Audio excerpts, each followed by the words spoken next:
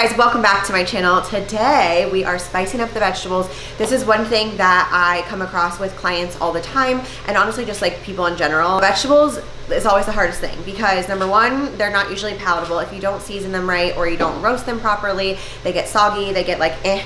So I rounded up my top 4 favorite vegetable recipes, and I will say, I prefaced this in my previous YouTube video, you have to be careful with reheating these, okay? So if you're gonna reheat any of these meals that I'm making today, definitely do it in the air fryer. If you reheat it in the microwave, it's fine, but it's gonna get just a little bit soggier than it would if you reheated it in the air fryer. So we have cauliflower, we have green beans, we have zucchini, and Brussels sprouts. So a little bit for everyone. If you don't like a certain vegetable, don't knock it till you try it, okay?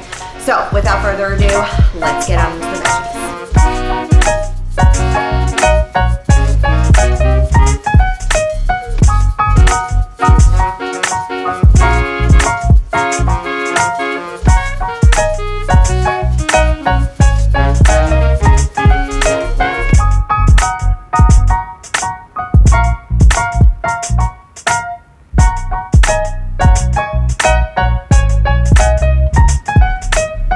Want the consistency to be almost like a pancake batter, kind of, not too runny, but you don't want it too thick and lumpy. So you can do this the easy way or the hard way, or the semi-medium easy hard way. Now Gary, we can do this the hard way or the easy way, or the medium way, or the semi-medium easy hard way, or the sort of hard with a touch of awkward, easy, difficult, challenging way.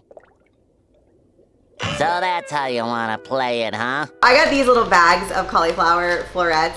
You can totally get a head of cauliflower and chop it up. I know that's like the less lazy way to do it, but I'm doing this the lazy way. So basically what you're gonna wanna do is put all of the cauliflower in here and get them evenly coated. I literally just dump them all in there, and then I'm going to essentially just like mix them up, shake them.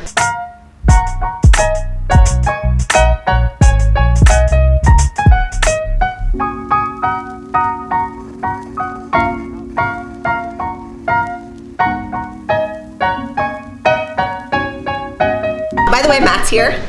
What up, guys? If you don't follow his YouTube channel, you should follow it. He's an awesome photographer. He does all my behind the scenes stuff, so any pictures you see from this video will be from Matt. Okay, so moving along, I decided to do 2 sweet vegetables and 2 savory vegetables because obviously I know some people would prefer to eat their vegetables if they have a sweet element to them, right? So the easiest way to do these next 2 things, which is literally you just put them on a pan and pop them in the oven. You can do them both at the same temperature. I put it at 425. So for the zucchini, if you've been around on my channel for quite some time, you know I love this Ritz coating. I use it for chicken thighs. I've used it for like fish coatings, literally anything. What you're gonna wanna do for the zucchini chips is kind of how what I do with the chicken thighs. You're gonna slice your zucchini into coins. You can also do it in a fry, like if you would prefer them to be more thick and fry-like, but I do find that those get a little bit more soggy. So you're gonna slice them up into coins. We're gonna dip them in just an egg wash batter, and then we're gonna coat them in these Ritz yummy delicious coating mix and lay them on the baking sheet. Boom, easy.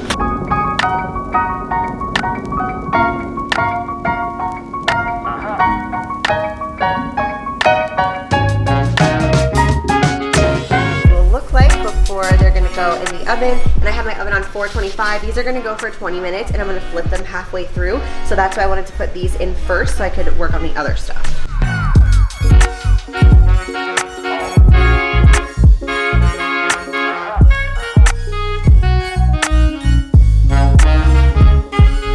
I just realized that those zucchini chips were supposed to go on parchment paper, and I put it on the wrong pan. If you're making these, make sure you put that on parchment paper. I don't think it's gonna really matter. I've done it on aluminum foil, but I think with parchment paper, it will probably just get a little bit more crispy, so keep that in mind. The next thing that we're gonna do here is literally just take a giant bag of Brussels sprouts, a bag of bacon, maple syrup. I'm gonna season them a little bit with like some onion and garlic just because I personally like those seasonings. And legit, all you do with this is dump your Brussels sprouts, dump your bacon. I'm gonna cut them up into like little crisps because when the bacon starts to cook, it's gonna kind of like caramelize a little bit and drip over the Brussels sprouts, and that's what makes it taste amazing. So I just grabbed a bag of full Brussels. We can cut some of these. I feel like if they're in halves, it's a little bit easier to eat, just like personal preference. So I'm gonna cut these up and then we're just gonna lay everything. And so this is the bacon that I decided to use for, I just personally really like Applegate Naturals. This is just the no sugar uncured bacon, and it's 5 fat, 0 carb, 6 protein, and that is for 2 slices. You don't need to pre-cook these or anything. We're just gonna literally lay everything on the pan and throw it in the oven. You can use olive oil if you want to for this. I personally just like the taste of avocado oil better. You can use spray, you know, if you want to have it be a little bit less fatty. Although I will say with Brussels sprouts in particular, if you don't use any oil whatsoever and you're only relying on the bacon like grease, there are some parts of it that are gonna get a little bit bitter and too burnt. So I just like to do a very light layer, like literally nothing crazy, but just enough to kind of coat them. If you do not know what to put on your vegetables, literally basics, 4 things: salt, pepper, onion powder, and garlic powder. That's what I put on legitimately everything. You can't go wrong. Sometimes if you want to spice it up, you can do like some red pepper flakes. Those are really good on Brussels sprouts as well. Spicy Italian sprinkle. This is like red pepper flakes, paprika, rosemary. It's got a good blend of stuff to it. It just gives it a little bit of a savory kick. And then in the oven they go. Oh my gosh, I forgot to put maple syrup on it. I'm a mess today. Well, you know what we're gonna do? We're just gonna drizzle it. We're just gonna drizzle it on there. I literally messed up 2 recipes, 2 out of the 4. I had 1 job. Maple bacon, and I literally forgot the maple. Before I start on the green beans, which is the final thing, I wanna show you what the zucchini fries should look like. So, see how they have like a kind of golden brown texture to them? Check those bad boys out.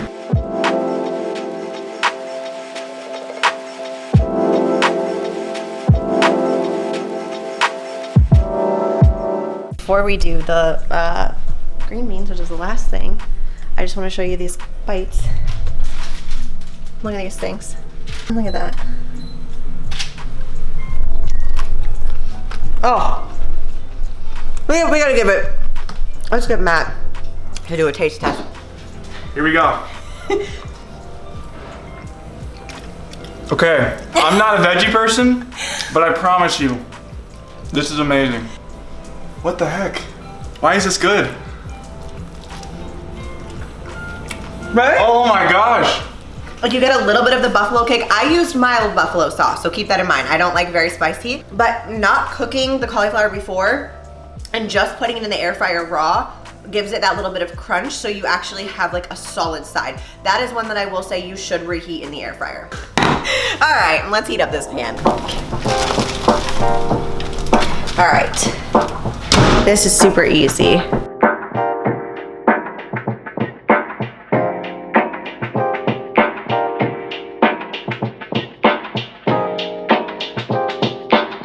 These green beans, you can wait to put the feta cheese on afterwards.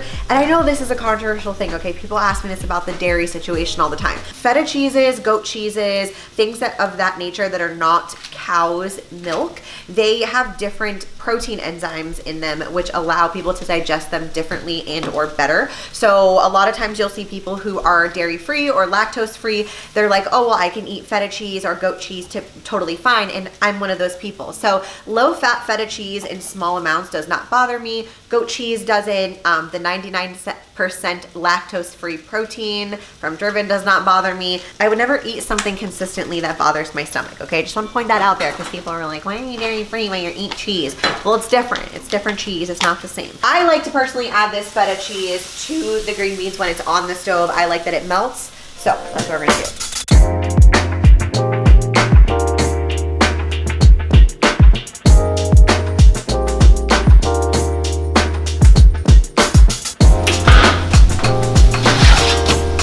So this is what these guys should look like.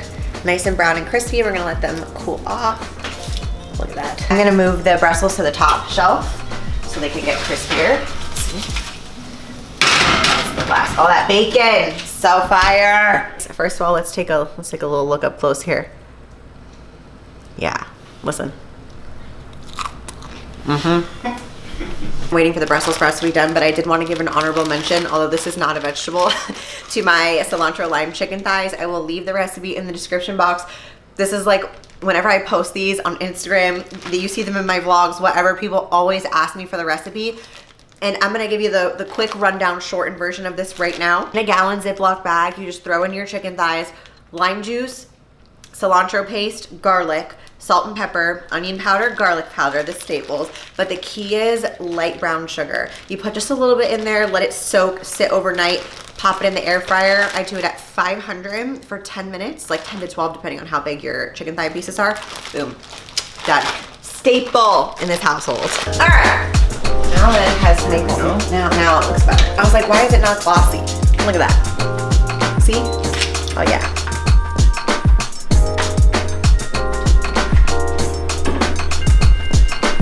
Your fork, sir. Okay. So I feel like you need to take a small piece. Like, this is Matt's first Brussels sprout experience. You gotta bend down, you're so tall, sorry. Here we go. First time trying Brussels sprouts. I'm not sure how this is gonna go, but this is a real test. That's good. That is so good. Shouldn't have the syrup on it first. Because I messed it up. When the syrup's on, Yeah. plus the bacon, that's incredible. It like falls apart. That was really good. Yeah. Doesn't get much better than this. Honestly. All right, so that's a wrap for my how to make vegetables taste good. And I'm glad that you got to have Matt's true experience with eating vegetables, because he's someone who doesn't really eat vegetables, so this gives you a true perspective. So that is all I have for you in today's video. Don't forget to give it a thumbs up and click subscribe so you never miss Monday and Thursday with Manders, and I will see you guys in my next one.